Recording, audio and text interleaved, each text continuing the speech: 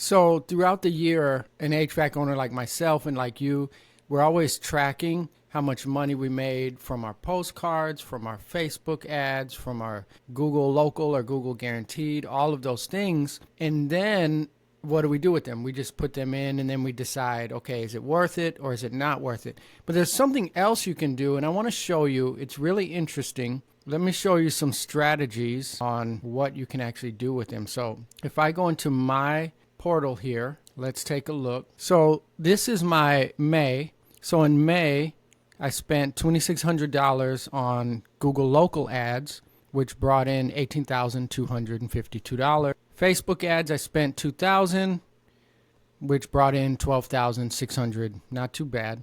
And we mailed out 450 postcards, which surprisingly brought in $23,000.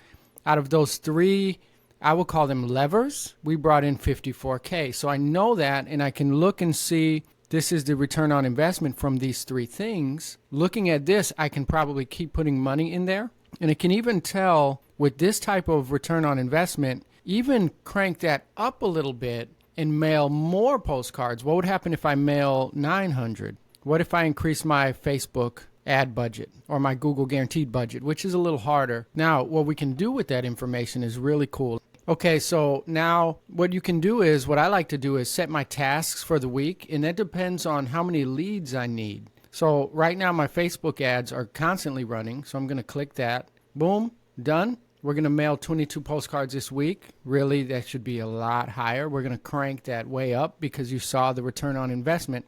But for this week, we'll go ahead and hit done. Now, you can add, what I like to do is add multiple weekly tasks. So I would have my Facebook ads, my postcards. I would decide, am I going to crank that up even more? And then when it's done, click done, done. Even one of the hardest things to track and keep consistent is posting in local Facebook groups, because we tend to forget when we get busy. This is something that you would put, that I put right there. Here would be post in local Facebook groups, post on Instagram, post on YouTube, and then done, done, done. And then I know my weekly marketing is done. And you can set your weekly marketing mix depending on your budget. That's really what you want to do, instead of just having everything running. Every week say, okay, this week I need 100 leads, so I'm going to crank this out. I'm going to crank this even more. And then next week, you may be full on leads. You may have a full schedule, so you may want to crank some of them down that week, right? And that's what I call a weekly marketing mix. So let's take a look at next week. Now, if I plan for next week, my marching orders begin on Monday, October 14th. That's next week. I'm going to hit confirm, and that's going to set my... All right, I'm going to add some other things here. Let's see, what can we add for next week since it's a little bit slow? Let's do networking. Let's go to a chamber meeting this week. All right, so let's go networking. Boom. All right, so we're going to add that. So we've got that in there. So those are just some really short, super cool ways to, when you're tracking your return on investment, you can be more active rather than passive. And, well, I guess the most passive way is to not track it at all. That's bad. So everything needs to be tracked. If you have postcards, you need to be, at minimum, asking the customer, where did you hear from us? Of course, everyone is going to say Google, and then you have to dig a little deeper and say, oh, okay, so you just Googled, you just typed air conditioning near me. And a lot of times, well, they may say that, but sometimes they'll say, well, actually, I saw something on Facebook, a video that someone posted, and then I went to Google and found your company and called. So you would actually attribute that to Facebook. And then the next level after tracking is looking at the return on investment.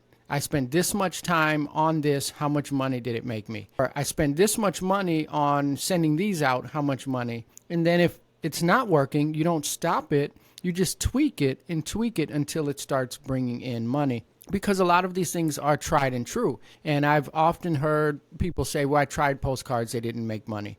I've tried door hangers, they didn't make money. I've tried posting in groups, I didn't get anything. Well, these things are tried and true, and if it's not working, it doesn't mean stop. It just means maybe the way you're doing it is not working. So you check your ROI over a period of 3 to 4 months while you're tweaking it, and watching it get better. And then, and only then, if after a long period of time, of course, you have to watch your budget. If after a long period of time it's not working, then you can start sending that money to the stuff that really is really working. That's level 2. And then level 3 is after you've tracked it and you see what's working, then every week you look at the schedule and you see how many appointments you have open, how much space you have open on the schedule. Then you go back on your tracking and say, this much money gave me this many leads, which created this many jobs. So I'm going to pour X amount of money into this to crank out those leads to put the jobs on the schedule. So there's really 3 levels of tracking your